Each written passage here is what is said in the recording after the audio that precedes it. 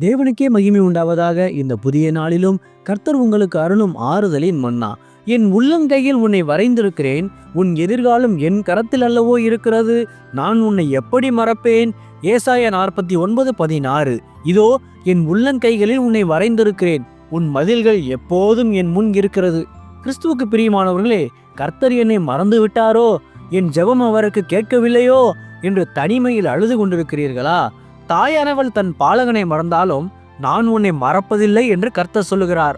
பொதுவாக நாம் ஒரு பெயரை தாளிலோ கல்லிலோ எழுதுவோம். ஆனால் ஆண்டவர் உங்களை அழியாதபடி தன் உள்ளங்கையில் வரைந்துள்ளார். அதுவும் ஏதோ சாதாரண மையினால் எழுதப்பட்டது அல்ல, கல்வாரி சிலுவையின் ஆணிகளால் செதுக்கப்பட்ட இரத்த காயங்களால் வரையப்பட்டதாகும். எப்போதெல்லாம் அவர் தன் கரத்தை பார்க்கிறாரோ அப்போதெல்லாம் உங்கள் முகம் அவருக்கு நினைவுக்கு வரும். உன் மதில்கள் என்பது உங்கள் பாதுகாப்பை குறிக்கிறது. இடிந்து போன உங்கள் எருசலேமை அவர் மீண்டும் கட்டி எழுப்புவார். நீங்கள் அனாதை அல்ல, சர்வ வல்லவரின் உள்ளங்கையில் பாதுகாப்பாய் இருக்கிறீர்கள். யாராலும் உங்களை அங்கிருந்து பறித்து கொள்ள முடியாது. ஆகவே திடன் கொள்ளுங்கள். இன்றே உங்கள் கவலைகளை மறந்து கர்த்தருக்குள் சந்தோஷமாய் இருங்கள்.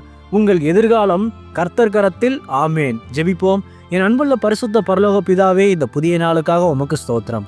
ஆதியும் அந்தமும் ஆனவரே, என்னை மறவாமல் ஒரு உள்ளங்கையில் வரைந்திருப்பதற்காக நன்றி. என் இடிந்து போன வாழ்வை கட்டி எழுப்பி உமது பாதுகாப்பிற்குள் என்னை வைத்துக் கொள்ளும். இந்த பிறந்த நாள், திருமண நாள் கொண்டாடும் உமது பிள்ளைகளின் இந்த புதிய ஆண்டை உமது நன்மை கிருபையால் முடிசூட்டி ஆசீர்வதியும். பிதாவே, இயேசுவின் வருகையில் நான் அவரோடு எடுத்துக்கொள்ளப்படும்படி என்னை தகுதிப்படுத்தும், தயார்படுத்தும். இயேசுவின் நாமத்தில் ஜெபிக்கிறேன் எங்கள் நல்ல பிதாவே. ஆமேன். மாரநாதா.